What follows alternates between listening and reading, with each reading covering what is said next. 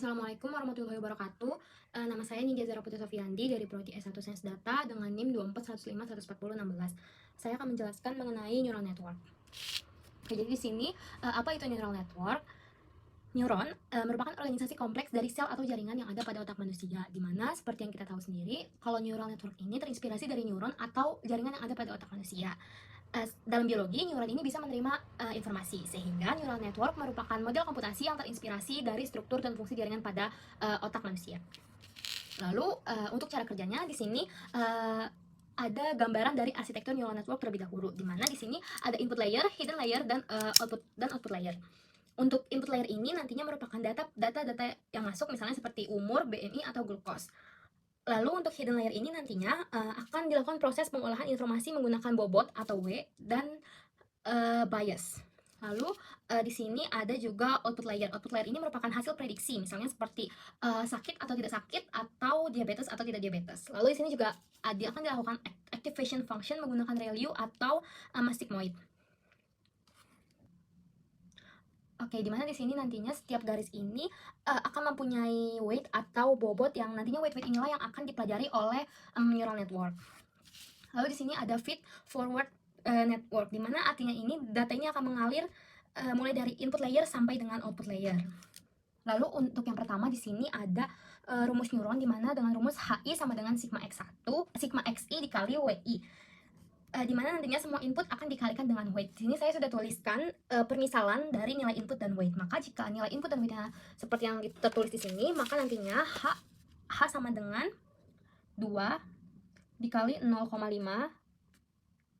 ditambah 4 dikali 0,3 ditambah 5 dikali 0,2. Maka nantinya hasil akhirnya akan didapatkan sebesar 3,2. Biasanya perhitungan neuron atau rumus ini bisa ditambahkan dengan bias.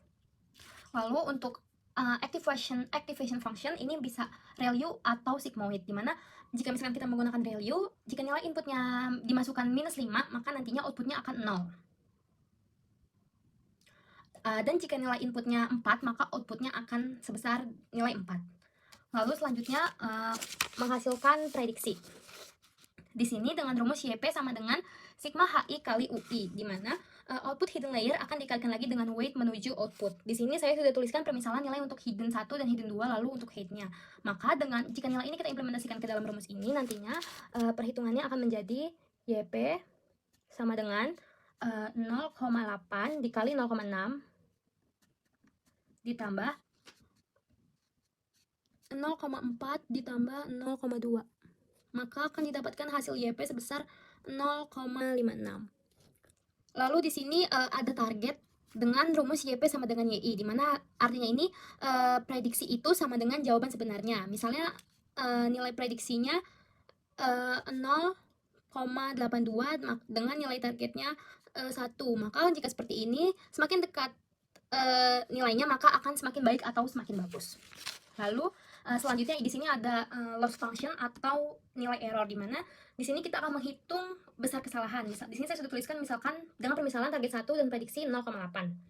Maka jika nilai ini akan kita masukkan ke dalam rumusnya, di mana rumus ini menggunakan MSE atau mean squared error. Di sini jika kita implementasikan ke dalam rumusnya, maka akan menjadi 1 dikurang 0,8 kuadrat sama dengan 0,04, dimana untuk loss function ini semakin kecil nilai lossnya atau nilai errornya, maka berarti akan semakin bagus modelnya.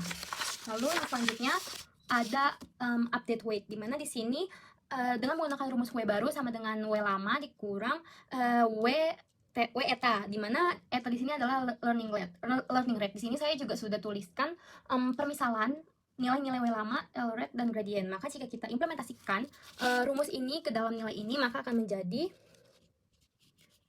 weight baru sama dengan 0,80 dikurang 0,1 dikali 0,05 dengan nilai akhir adalah sebesar 0,795.